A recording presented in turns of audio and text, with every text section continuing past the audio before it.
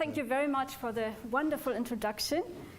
Yeah, I'm very, very happy to be here. And wow, this is a big auditorium. This is fantastic that you all came. Yeah, so I'm not an architecture specialist. Can you talk? I get some water, okay? Okay. Thank you. So going back to what we just saw, Los Angeles is a completely different site from the sites that I know from your buildings. Often your buildings are in regions or in landscapes that have a quite sort of mystical or a quality, or there is a sense of, I don't know, spiritual quality. There are these churches like the Bruder Klaus Chapel in the Eifel in Germany, a small little chapel in the middle of a field, you might know. Or there's the Museum of Sacred Art in Cologne. And now this is a completely different place. What's your question? The question is... I can start to feel it, you know. Does LA have a different energy to these other places? And if so, how did you respond to it? Okay. What do you want, a long answer or a short answer? Okay. All places are different. Okay. Sorry to say, no, we know this. I know you. I understand. So, do I understand LA? I don't know. I'm trying, but I love it. And as you know, this is the best. If you want to understand a person, love her. If you love her, it's easy. So I think I'm really interested in Los Angeles. I was there the first time teaching at SCIARC in the 80s, in the late 80s. And I was absolutely determined to hate the city when I went there. I'm going to hate this stuff. But I went there anyway, flattered, you know, to be invited. And after 2 weeks, I loved it. And this has stayed with me, okay. But you want to know what do I think is the particular kind of thing there for me? How do I react?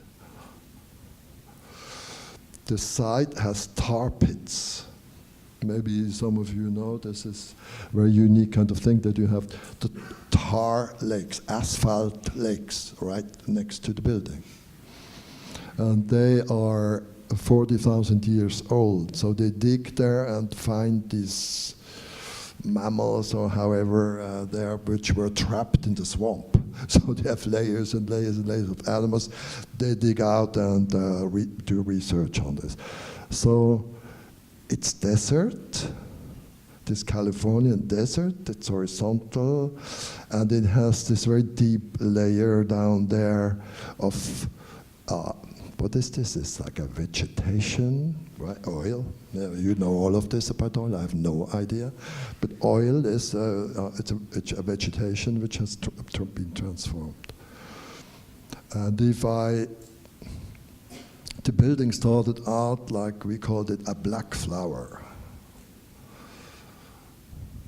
And I would hope that at the end, if I succeed, that you would think, okay, it looks a little bit like the May Company building from the 40s, which has this Art Deco kind of black and a bit of brass, you know, as we know, Art Deco.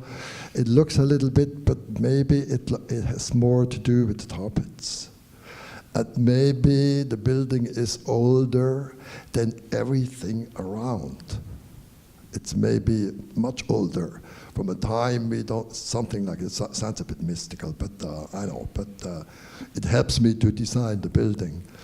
That it grows out of the ground and has something to do with the desert. And we are doing also, the whole surrounding will be a desert garden. And the desert garden, of course, will be a designed desert garden. So this is easy, for Englishmen, this is easy to understand. It'll be like an English garden, okay, an English park.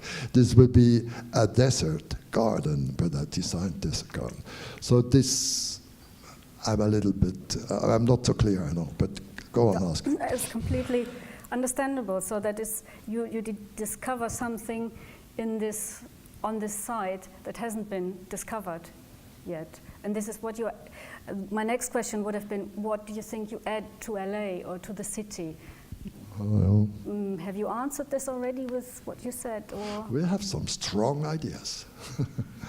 So I have to say, I have a beautiful client, Michael Govan, my director. And the two of us, we work on this already for 7 years. And if he would be here, I would say, Michael, talk about this, you know, but now. It's maybe for the first time that a real civic place in Los Angeles starts to come into existence. We always complain Los Angeles doesn't have this, right? It's not like Venice or like Europe or whatever. And there, Friday evening, you see 2,000 or 3,000 people coming to this museum square, hang out. You can always hang out, as you know, and there's some jazz. And this building will be a civic building. If you look at LA, you probably know it. Then you see, you have the Disney Theater by Frank Gehry. This has a little bit of that quality of being a monumental building for the city.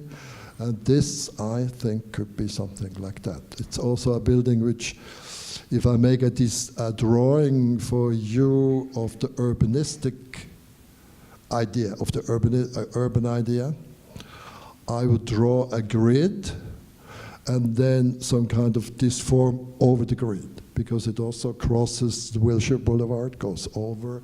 So it's a building, it sounds a bit funny, you know, if you fly in with the airplane, I know you will see this, you know, and we'll be over. There's the grid, north, south, and so on, as you know, and then you will see this strange flower. Landmark. This design. You have a nice name in English, landmark. The design looks completely different from all your other designs. Okay, I can see elements which I know, but is this for you a departure, something completely new or different? Do you agree? And if so, in how far? I don't agree. No. I love spaces. I love places. I think places speak a lot about the human life. They, as everybody knows, places store history. If you look exactly, then you see places sometimes, to me, can be more interesting than history on paper. So I know history is taught at the university from paper to paper to paper to paper, and then from paper to other papers, and so on. But I'm really interested, nothing against this, but I'm really interested in the history stored in the landscape. So that's my passion. And maybe Los Angeles is so different that my answer is different. Okay. That would be the explanation, right? Because I would hope, what do you think? I would like you to say your buildings are always different from place to place. Could you say this? Please? Of course they are always different from place to place, but this seems to be more dramatically different than the others to me.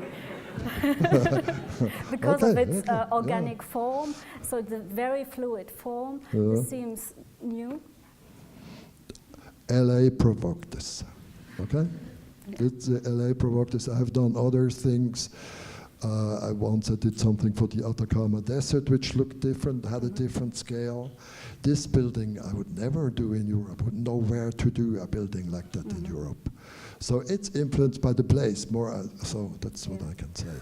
And I'm not working to say, now I do something completely new in my career. Because this is not an issue for me. I don't want to be modern, I don't want to be innovative. I want to do good buildings and create a beautiful energy between place and the new things I'm doing. But it is your biggest project so far. That's true. That is. And would you like to talk about how this came about, the project, and who pays for it? Who pays for it? Yeah. Okay, this is again Michael Govan, the director who manages all of this, right? The whole cultural politics. So a very small part is paid by the city and by the county, because it's county land, it's a county museum, but I think this is maybe 10% or less, right? And this is American system, this is a board, and to get on this board, I couldn't get onto this board. I don't have enough money. I would have to, you get to this board, and this board is there for the money, and then Michael looks for donations and talks to people, and American system. So, and he hired a very good woman, and she was a financial planner, Diana. And Diana is making the strategies of how to do, and the money comes there, and the loans, and extremely difficult, but it's being done, and we're on track. Is there any building type you would really still do and haven't realized yet? Yeah, I would like to build something on the water, on the sea. But they always give me things in the Alps with hills. Do you have something? You have some sea, you could give me something like that. And you have never designed a skyscraper. Do you completely rule this out, or are you tempted to do that? I'm not tempted. Because for me it's a bit boring. So I think, of course, you make a contribution to a skyline, and you have maybe many other neighbors around you, and then it's a preoccupation with this outer form, I think. And then, if you convince your client, you can also do a nice lobby. Okay, like in the Chrysler building in New York or so, which has a beautiful lobby, and so. But then at a certain point, repetition starts.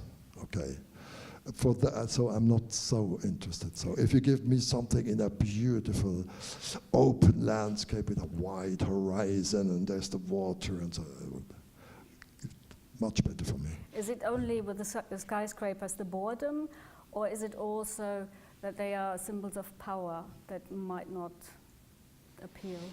No, I have nothing against power when it's on the right side, but power is never on the right side. But as an architect, I always have to be a little bit close to the people who have power and money, right? Otherwise, I never build anything. So we always, this is architects, right?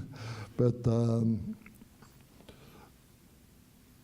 to contribute to a skyline like New York, I think New York is a fantastic city. And all these, I think everybody loves this amazing skyline in the sky. So, yeah, okay, I'm not so interested to do this. Sorry. You're talking a lot about images. And just some days ago, the French newspaper Le Monde had a big article about you and said Peter Zumthor à la recherche de l'image juste, so looking for the right image. But when I look at your buildings, I also see history and stories. Is this important for you? Yeah, I think this is, for me, this is a very good question, because when I look back on the things I did, then I can see recurrently I was always dealing with the history. I mean, with the history of a building like Cologne is like a time machine. This goes, it's by the way not a sacred art museum, right? This is a contemporary art museum. Okay. Columba. But there is old art in old church. Yeah, but it's not. It's an art museum. It's not a church art museum. I know many people think that. Okay, but that's not important. What's important there? It goes down to Roman times. So if you look at the whole building, it accompanies and goes from Roman times to now, or in Berlin, or in other. I've made shelters for archaeological things. So one example. We just opened a zinc mine museum in Norway a month ago. And I put there was a very modest zinc mine, almost forgotten. There was one guy who remembered this. So for some reason now, there is this museum commemorating this former, very simple life of these people who worked there for 25 years, only 30 years. And these buildings I designed to stimulate a feeling of history in the place. And I think it works. Now when I go there, all of a sudden people start to see old foundations and things you haven't seen before. And the buildings help you to see this, I think. Okay, but that's maybe the same thing like in Los Angeles. I would like to go down to a deeper layer and tell another story which is a bit deeper, but that's a hang-up I have. I always do this. But I'm extremely interested in, maybe you have this too, you go through a city, you look at a city like your city, and the things you see, they have been done by people you don't know. You don't know their names. Maybe most of them are already dead, and their work is here.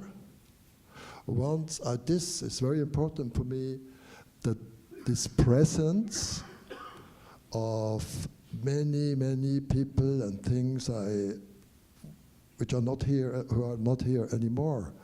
And then I think, does this make me small? Because I find out I'm only such a small incident in this whole thing there. You know what it is? It's the opposite. I start to feel I'm part of a whole. And this makes me not small, but big. Or big is wrong, but it makes me feel like I'm part of a whole thing of a history.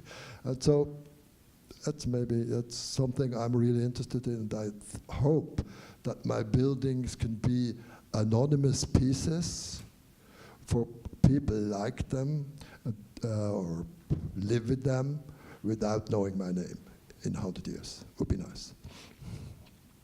You were talking about size. A while ago I spoke to Hélène Binet, as a photographer who you've been working with, and she said the first thing that strikes her when she sees a building, the strongest first impression is its size. What would be the first and strongest impression when you encounter a building? It's a feeling of presence. Okay, that's what is presence, okay? A building has a physical presence for me, and it makes a physical impression. It's there. I mean, I was just before in the car, somebody mentioned Le Corbusier, and you would say, okay, as we all know, modernism has nothing to do with history, right? They were fighting all of this, everything has to be new, everything. And then I look at Gorbis buildings, and there is a beautiful presence of material. I think they touch my heart. There's something from before in there. They're not empty and artificial. So I forgot the question. So what strikes you first when you see? I mean, it's this, and then it's also, I call it an atmosphere. I don't have another term. The atmosphere which encompasses the whole, not details, the whole. So if you get to know a person, you see a person for the first time, you have a first impression. So my father said, don't go for the first impression, give all the people a chance.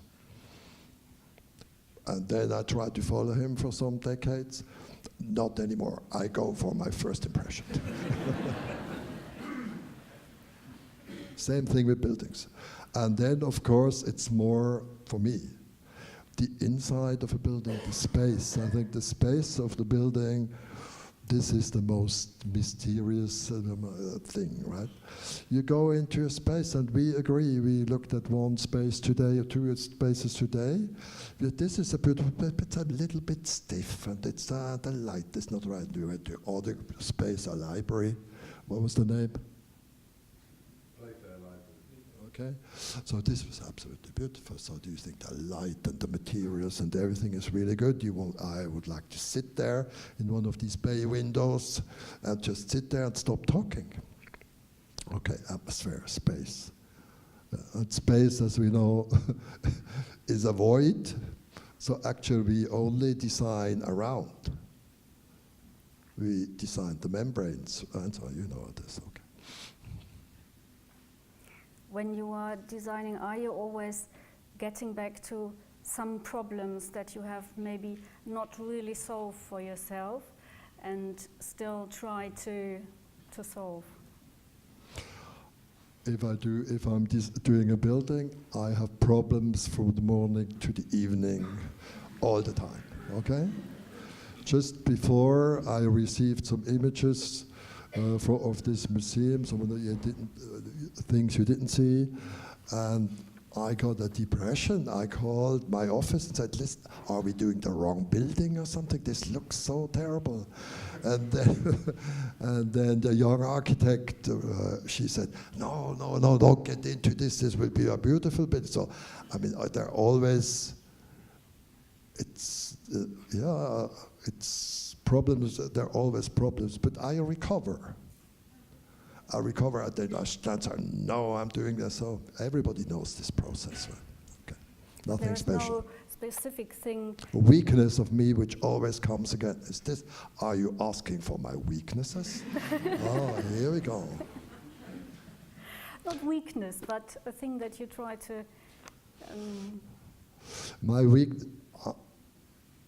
My weaknesses are in the emotional part. My dealing with the subject matter, architecture and construction and the politics of all of this, I'm strong. But sometimes dealing with people, I'm not so strong and I'm weak. I'm how do you say this in English? I'm shy of conflicts, for instance. So, and then I get sort of aggressive. So I have weaknesses there, okay? But I'm not going to shrink because of the work on myself to get this better. But for the rest, I have trust that I can do this.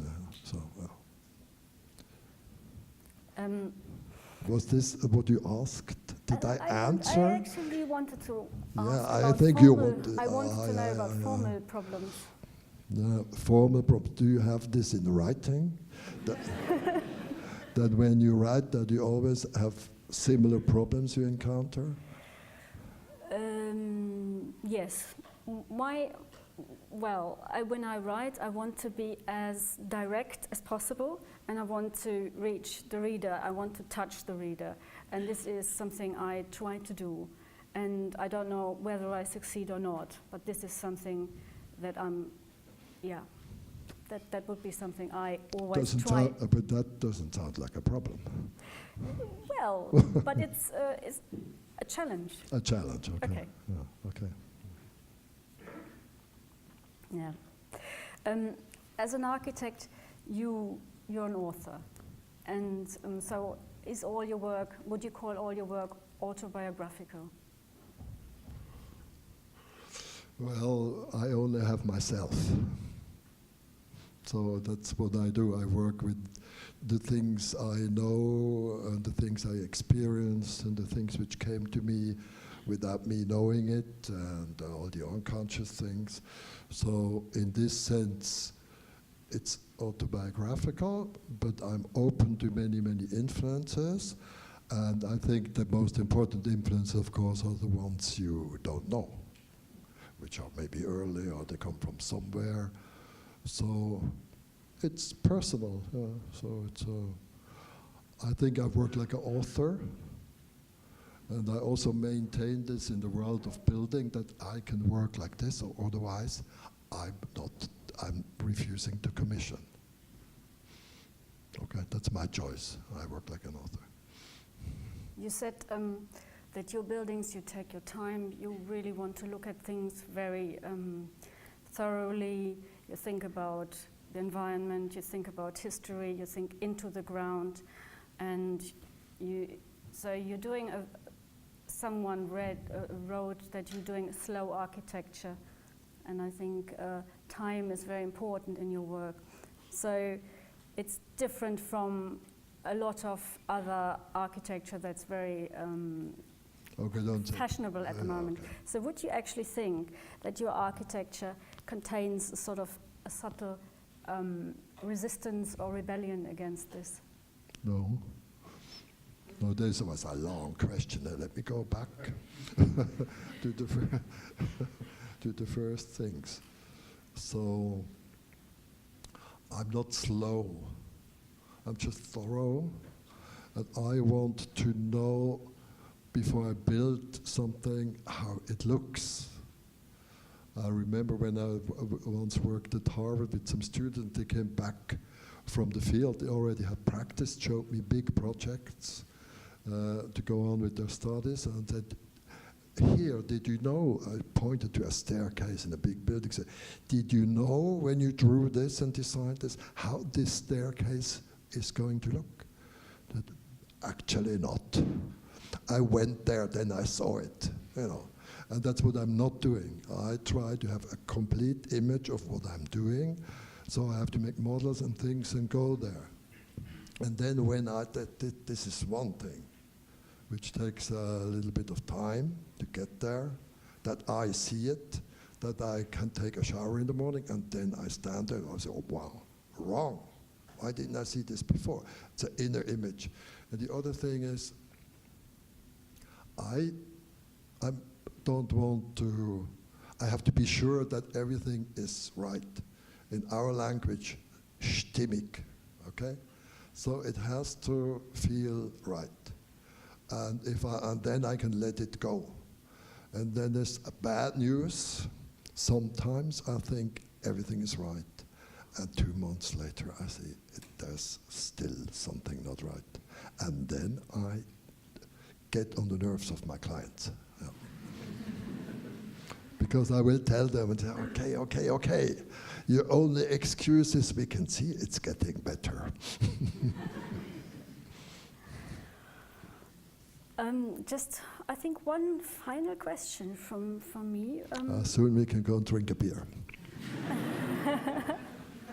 It's just oh yes, no, I have two. I heard that you gave your collection of models to the Kunsthaus Bregenz, right, and not to an architectural institution. Why did you do that? They asked me.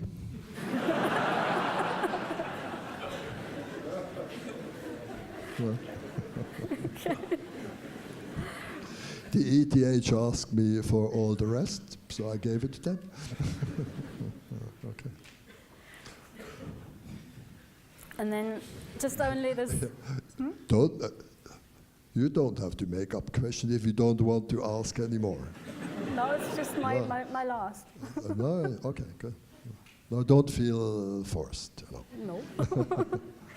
The last question is actually hasn't got much to do with anything I've asked before. It's just a little detail. This in the chapel in Germany, in the small little chapel, there's this small triangular door, which only is an entrance for one person, which is quite clear. But I've never walked through such a door, and I just wanted to know, how did you get this idea? I will tell you in a moment, but can I ask you first, how did it feel? Very special. That you are only, so it was like a sign, you enter alone here, and you have to sort of, a bit scary perhaps as well. Oh, really? Oh. It's a result So for me, I have to say, especially if it's a small space, but actually in any building, the entrance can be a very big problem. And the more closed and autonomous the form is, all of a sudden I cannot get in anymore, because it's so pure or something, and I don't know. What should I do now? Should I take a helicopter and come from the top or something? I have no idea, okay? So this was a result I accepted, because I had these, maybe you remember these tree trunks we put up, which then afterwards we burned out. And so this scaffolding or formwork of tree trunks, this gets smaller and smaller and came to the side, and this is the tree trunks. That's they're all like that. So all of a sudden, I look at the triangular door. And then I said, yeah, okay. What can I do? But you enter into the darkness, as far as I remember. Yeah, this is, of course, this experience of the space is, of course, from the outside, so it has to get very small so that I can feel a new space inside. So, of course, there has to be, transformation is a big word, but you have to cross something, and you have to be dark, so you're ready for a new spatial experience. And this is a classic in all architecture, that the architects do this from the outside, point of transition, to the inside. And it's especially difficult in a tiny space like this. This was the biggest problem of this chapel, this smallness. How can I make a space so small, you go in and you don't feel, how do you say in English, oppressed or suppressed or something, yeah? Okay. But the door was okay for you, huh? Okay. It was very dramatic, as it was with the Serpentine Gallery pavilion. Yeah. So then you first lead the visitors through a sort of dark black corridor, and then you come into the garden. So it's a really dramatic thing. So you basically also lead people's emotions, like a director, in a way. I love that, to seduce people and make surprises and wonder around this is very true. And I like the way I never thought that you described this entrance. It's an entrance for one person. Thank you for that observation. I never thought of it, but it's true, of course. No? Okay, what do you think? Should we go for a beer now, or do you want to, you want to make some questions? Usually, I don't know. For me, questions are not necessary.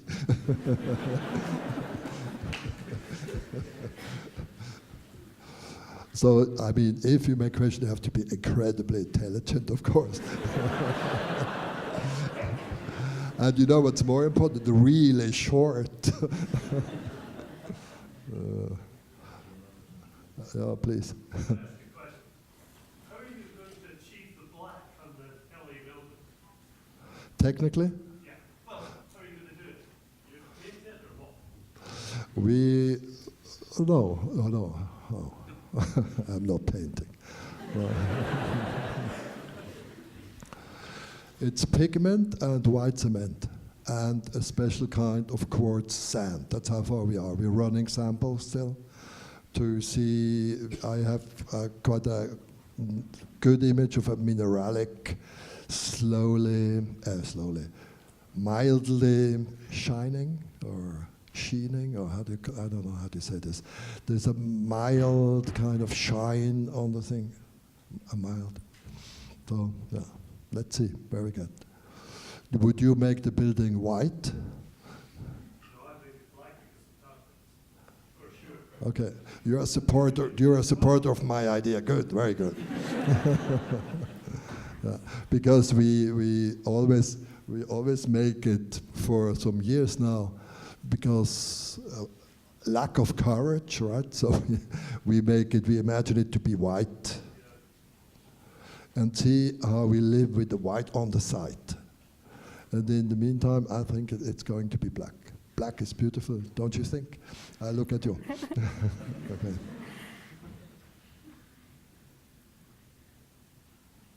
Okay. Please design the plinths and the cabinets in your gallery. I think I will decide everything. Would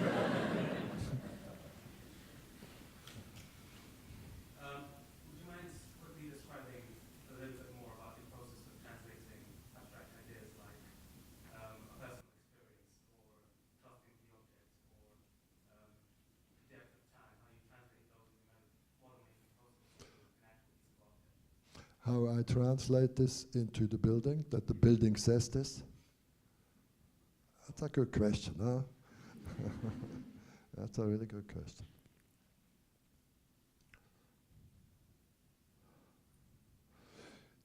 Let's say I take, you ask a lot, right? This takes another half an hour, so I take depth of time, okay? So maybe let the objects have dignity, so create a space that there is a dignity and a place for the object to develop its, should we say, aura or presence, or take whatever you want, what word. This would be one thing. Maybe this is already all. Now you, when I think this is it. So if I could have that these objects we're looking at then, and then of course, you could also compare. So this museum is not a museum where you would make period halls, so you could combine contemporary things, or you could combine things from different areas of the world, put them in the right distance to each other so that they start to speak to each other. And when so if I imagine such an exhibition with these, I've seen things like that, I would start to feel the depth of time. Didn't you think that in this image I showed from the Palazzo from Venice, that you would feel the depth of time there? Yeah, okay. So I'm trying. Yeah. It's much more, of course, but yeah, okay.